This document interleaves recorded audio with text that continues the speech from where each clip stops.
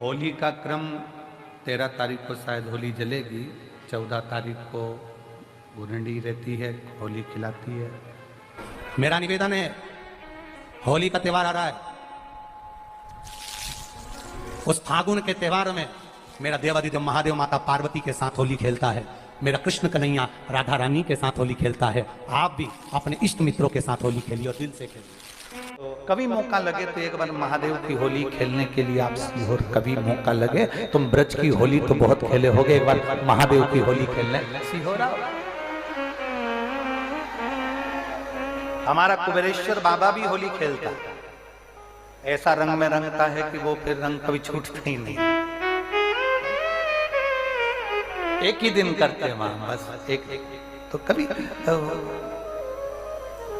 अपने स्वभाव को नहीं बदलना। हम भी उसमें रहते हैं, पूरी होली में आपके साथ में गुलाल खेलने के हम भी सामने तुम्हारे साथ साथ चलते, क्योंकि हम 5 महादेव के साथ होली खेलने के लिए उस दिन निकलते हैं। 5 महादेव, उस दिन हमारा नियम रहता है 5 महादेव के मंदिर जाना है, उनके साथ रंग खेलकर आना। 5 महादेव के साथ जो रंग खेला वो जिंदगी में पंचम इंद्री हो, चाहे वो कर्म इंद्री हो, चाहे वो ज्ञान इंद्री हो, चाहे वो मन रूपी इंद्री हो, ये सब भगवान के रंग में रंगी रहे, इसलिए हम 5 महादेव के साथ होली खेलने के लिए उस दिन निकलते हैं। कभी आपको मौका लगे तो आप अंदाजा लगाना, जो सीहोर के आसपास के हो या आसपास रहते हो, और छुट्टी मिल जाए तुम्हें होली के समय पर, तो उस समय पर स्मरण करना, जिस दिन होली जलती है उस दिन नहीं, उसके दूसरे दिन भी नहीं, उसके तीसरे दिन शिव तत्व। सुबह हम जल्दी उस समय 9 बजे होली खेलने के लिए बाबा के साथ निकल गए। शिव तत्व, अहम से अहंकार से दूर हो जाओ। दिवाली तुमको थोड़ा सा अभिमान सिखा सकती है, रक्षाबंधन तुमको थोड़ा सा अभिमान सिखा सकती है, मकर संक्रांति तुमको थोड़ा सा अभिमान सिखा सकती है। कई माताएं मकर संक्रांति पर सामान बांटती है, कोई कहेगी मैंने चलनी बांटी, कोई कहे मैं बाल्टी बांटी, कोई कहे मैं डब्बा बांटी, मैंने तो ये बांटा, मैंने तो थोड़ा सा अहंकार सिखा सकती है मकर संक्रांति भी। रक्षाबंधन भी तुमको अहंकार सिखा सकती है, मैंने तो देखो चांदी की राखी बांधी, मैंने सोने की राखी बांधी, मेरे बहन ने साड़ी दी, मेरे भाई ने ये दिया, मेरे भाई ने, वो भी अहंकार सिखा सकती है। दीपावली भी अहंकार सिखा सकती है कि मेरे पर्दे इतने के लगाए, सोफा सेट इतने का लिया, बेड शीट इतने के लिए, मैंने घर में रंगोली ऐसी डाली, मैंने गुजिया पपड़िया ऐसा बनाया, वो भी अहंकार सिखा सकती है। सारे त्योहार अभिमान सिखा सकते हैं, केवल एक होली ऐसी होती है जो अहंकार से विहीन सिखा सकती है।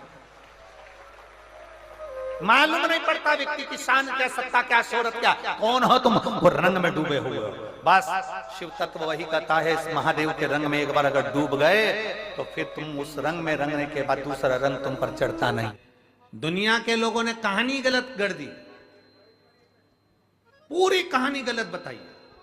अगर दुनिया के लोग सही कहानी बताते तो भतीजा और बुआ का संबंध खराब नहीं होता। कहानी गलत थी ना। लोगों ने कहा, हिरण्यकशिपु ने अपनी बहन से कहा, बहन तू अपने भतीजे को गोदी में रखकर बैठ जा और चादर ओढ़कर बैठ जाना, तू बच जाएगी, तेरा भतीजा जल जाएगा। तो बुआ भतीजे को जलाने के लिए गोदी में लेकर बैठी। बोलो सही है कि गलत है? लोगों ने कहानी गलत बताई। होली का लोगों ने कहा उसने अपने भतीजे को जलाया। पहले तो होलिका का नाम तो निकालो कि होलिका का नाम क्या है। कथा वालों ने कह दिया हिरण्यकशिपु की बहन थी होलिका, वो अपने भतीजी प्रहलाद को गोदी में लेकर बैठ गई। वो प्रहलाद को हाथी के पांव के नीचे डाला, खोलते तेल में डाला, अग्नि में डाला, इसमें डाला, उसमें डाला, नहीं मरा। आखिरी में अपनी बहन से कहा होलिका तो अपने भतीजे को गोदी में लेकर बैठ जा। पहले उस होलिका का असली नाम तो लाओ, जिस होलिका का नाम विष्णु पुराण में डूंडा लिखा है। क्या नाम लिखा है? डूंडा। होलिका का असली नाम लिखा है विष्णु पुराण में डूंडा। इसलिए आज भी होली में लकड़ी नहीं जलाई जाती, मोटे मोटे ढूंढ जलाए जाते हैं, क्योंकि उसका नाम डूंडा है। और डूंडा बैठी अग्नि में, भतीजे को गोदी में लेकर बैठ गई। उसके पास में एक ब्रह्मा जी की चादर थी, जिसको ओढ़ कर बैठ जाती थी तो आगी में जल नहीं सकती थी। डूंडा ने देखा चारों तरफ से आगी लग गई, मेरा भतीजा जल जाएगा। तो बुआ को लगा मेरा भतीजा जल जाएगा। बुआ वो होती है जो दुआ देती है, बुआ कभी बद्दुआ नहीं देती है। और डूंडा ने अपनी चादर को उतारा, आगी चारों तरफ से लग गई, बुआ को लगा मेरा भतीजा जल जाएगा, तो अपनी चादर उतार कर अपने भतीजे पे डाल दी और बुआ खुद जल गई पर अपने भतीजे को नहीं जलने दिया। ये कथा है, पर लोगों ने उसको पूरी पलट दिया, पूरा पलट दिया। बुआ कब जलाई अपने भतीजे को?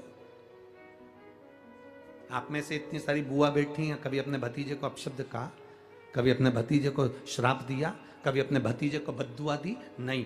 जब भी बोलती हो मेरा भतीजा खूब फले फूले, भगवान कृपा करे मेरे भाई जैसा नाम कमाए, मेरा भैया कितना नाम कमाता वैसा मेरा भतीजा नाम कमाए, तो भतीजे को चाहिए जब बुआ घर में आए तो अपने मम्मी पापा से कहना, पापा मम्मी 2 साड़ी देना, क्योंकि अब मेरी नौकरी लग गई है, मैं कमाने लगा हूं, मैं कमा रहा हूं, इसलिए मम्मी एक काम करना, 1 साड़ी पापा देंगे अपनी बहन को और 1 मैं दूंगा अपनी बुआ को। तो मम्मी कहेगी तू अपनी बहन को देना, बुआ को क्यों दे रहा है? तो कह देना अगर आज मैं दूंगा तो उसके भी भतीजे उसको देंगे। ये हमारे यहां क्रम चालू होना चाहिए। होली में मोटे मोटे डूंड जलाए जाते हैं। डूंडा की राख तैयार होती है, उसका कालापन जो तैयार होता है उसको उठाकर ले आए और कपड़े में उसको छान कर राख तैयार कर 3-4 बार छानने के बाद उस भस्म को 12 बजे से 1 बजे के बीच में शिव जी को समर्पित कर देता है और उस भस्म को उठाकर उसमें घी मिलाकर मस्तक पर तिलक लगाकर चले जाता है। वो जिंदगी में कभी हार नहीं सकता, विजय ही पाकर आता है, उसकी कभी हार नहीं हो सकता।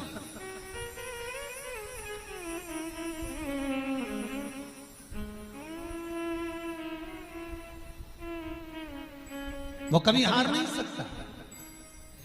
शिव महापुराण की कथा कहती है वो भस्म विजेता को प्रदान करती है। आपको किसी से नहीं कहना, किसी के हाथ नहीं जोड़ना, केवल वो भस्म का तिलक लगाकर जिससे आपका काम निकालना है उसके सामने पहुंच जाइए, आपको सुख का अनुभव हो जाएगा, कार्य सिद्ध। तो भस्म इतनी प्रबल होती है। मार्च को महादेव की होली अपने शिवालयों में शंकर जी शिव मंदिर के अंदर चंदन का जल 1 लोटा अवश्य चढ़ाएं। महादेव की होली अवश्य मनाएं। होली आ रही है, लगी नहीं रिया की होली जैसा है। दिवाली आती है तो लगता ही नहीं कि दिवाली जैसा है, राखी आती तो लगता ही नहीं राखी जैसा है। सारे त्योहार फीके हो गए गुरुजी। हमने कहा त्योहार फीके नहीं हुए, त्योहार का कलर फीका नहीं हुआ, त्योहार का रंग फीका नहीं हुआ है, बस त्योहार वही है, गुलाल वही है, मिठाई वही है, गुजिया पपड़िया वही है, खुरमे चकरी वही है, पपड़िया वही है, गुजिया वही है, इंसान वही है। बस बाजार में से जो रौनक समाप्त नहीं हुई है, रौनक आपके भीतर की समाप्त हो गई। आपके भीतर इतनी ईर्ष्या भराती गई, इतनी ईर्ष्या भराती गई, इतनी ईर्ष्या भराती गई कि वो ईर्ष्या के कारण, उस अहंकार के कारण, उस अहम के कारण तुम एक दूसरे से मिलना पसंद नहीं कर पाते। पहले के लोग कहते थे हमारे यहाँ जब होली होती थी इतने लोग आते थे, मिलने जाते थे, गुलाल लेकर जाते थे। आजकल तो कोई दिखता नहीं है। कारण केवल इतना सा है, तुम्हारा अहंकार, तुम्हारा ईगो, तुम्हारा अभिमान तुम्हें अपने घर से बाहर नहीं निकालता। तुम घर से बाहर नहीं निकलते अपने अहंकार के कारण, अपनी काया के कारण, अपनी अभिमतता के कारण। आप दूसरे से मिलना पसंद नहीं करते। जरा सा कोई ने कलर लगाया तुम्हें क्रोध आ गया, जरा सा किसी ने गुलाल लगाया तुम्हें गुस्सा आ गया, जरा सा कोई आया भाभी जी भैया जी करके गुलाल लगा गया, तुम न न न न न न न न न कहां जाओ। इतने वीआईपी हो गए, इतने वीआईपी हो गए, इतने वीआईपी हो गए कि अपने त्योहारों से भी दूर हो गए। मेरा निवेदन है, होली का त्योहार आ रहा है, उस फागुन के त्योहार में मेरा देवाधिदेव महादेव माता पार्वती के साथ होली खेलता है, मेरा कृष्ण कन्हैया राधा रानी के साथ होली खेलता है। आप भी अपने इष्ट मित्रों के साथ होली खेलिए और दिल से खेलिए। अरे सीहोर जिले में एक होली होती थी, उस होली का नाम हमने पिछली बार बदल दिया था। कौन सी होली कर दी थी? महादेव की होली। पिछली बार हमारे सीहोर जिले में हमेशा होती आई थी वो होली, थोड़ा उसका नाम हमने चेंज कर दिया था तो उसको महादेव की होली कर दिया था। मेरे सीहोर जिले के रहने वाले सभी रहवासियों से, जिले भर के निवासियों से निवेदन करना चाहूंगा, वो पुरानी होली को बंद कर महादेव की होली नाम दिया गया है। शिव मंदिर में जाना है, चंदन का जल शिव जी को 1 लोटा चढ़ाना। एक बात अपनी जिंदगी में उतार कर रखो, शंकर भगवान को घी का दिया भी लगाओ तो तुम्हारे घर में जो असली घी हो, थोड़ा सा भले 1 पत्ती लगाओ, भले इतनी सी बत्ती जलाओ, पर असली घी की जलाओ। शिव जी को अगर चंदन भी लगा रहे हो तो असली लगाओ। शंकर भगवान को चावल भी चढ़ा रहे हो तो असली चढ़ाओ। शंकर भगवान को अगर अष्टगंध भी चढ़ा रहे हो तो असली चढ़ाओ। केमिकल का कोई चीज मेरे महादेव को मत चढ़ाओ जिससे भगवान शिव की मूर्ति नष्ट हो। ऐसी कोई चीज मेरे महादेव को ना चढ़ाओ। अगर शंकर भगवान के साथ आप होली खेल रहे हो तो चंदन का पानी शंकर भगवान को चढ़ाइए, अष्टगंध का जल भगवान शिव को चढ़ाइए। तो करो तैयारी, आ रहा है त्रिपुंडधारी महादेव की होली। बड़े आनंद के साथ मेरा निवेदन, अपने शिवालयों में, शंकर जी के मंदिरों में, सीहोर जिले के प्रत्येक शिव मंदिर के अंदर चंदन का जल 1 लोटा अवश्य चढ़ाएं। महादेव की होली अवश्य मनाएं और भाव के साथ 5 मंदिर हम भी जाएंगे। कोई जुलूस नहीं, कोई क्रम नहीं, बस बाबा को आराम से जल चढ़ाना ही एक नियम है और बाबा को जल चढ़ाएंगे। आप सब बड़े आनंद के साथ महादेव की होली का स्मरण करिए। महादेव की होली के दिन पर बेलपत्री की जड़ के नीचे जाकर प्रयास करा करो कि लाल चंदन का जल, लाल चंदन को घिसकर कलश में उस चंदन को डालकर जल भरकर उसको बेलपत्री की जड़ के नीचे सींचन करने का प्रयास करा करो। है कि धीरे धीरे कर कर वो दुख समाप्त होगा, वो दुख कटेगा ही। एक बहुत ध्यान देने वाली बात है कि अगर मान लो कि कहीं पैसा अटक गया है, नहीं आ रहा है, बहुत अथक प्रयास कर लिया, चंदन का जो जल होता है ये व्यक्ति के जीवन में जो धन कहीं रुक गया, अटक गया, नहीं दे रहा, बेलपत्री के वृक्ष के नीचे, जड़ के नीचे सींचन करने से वो प्राप्त होता है। अथर्ववेद में वर्णन किया गया कि पीपल के वृक्ष की जो जड़ होती है, बेलपत्री के वृक्ष की जो जड़ होती है और आंवले के वृक्ष की जो जड़ होती है, इसके नीचे स्वर्ग का निवास होता है। किसका निवास है? स्वर्ग का निवास। जहां पर ये वृक्ष होता है और उस वृक्ष के नीचे बैठकर हम जब किस जल का सींचन कर रहे हैं, जैसे अभी आपको कहा था कि जल में अगर लाल चंदन मिला हो और आप बेलपत्री के जड़ में सींचन कर रहे हैं तो लक्ष्मी की आवक बढ़ेगी। कहीं पैसा अपना अटक गया, नहीं आ रहा, आएगा। पीपल की जड़ में इत्र का जल, पीपल की जो जड़ होती है उसमें इत्र का पानी, थोड़ा सा जल, उसमें थोड़ा सा इत्र का भाग हो महाराज, और आप भगवान पीपल देव, पिपलेश्वर महादेव का स्मरण कर कर पीपल की जड़ में अगर जल चढ़ा रहे हैं और मान लो शरीर में कोई कष्ट हो गया है, शरीर में कोई रोग हो गया है, कोई मालूम पड़े ये हाथ 4 दिन से दुख रहा है या 4 दिन से ये नस दब गई है या ये कमर दब रही है, तो आप 2-4 दिन कर देखो।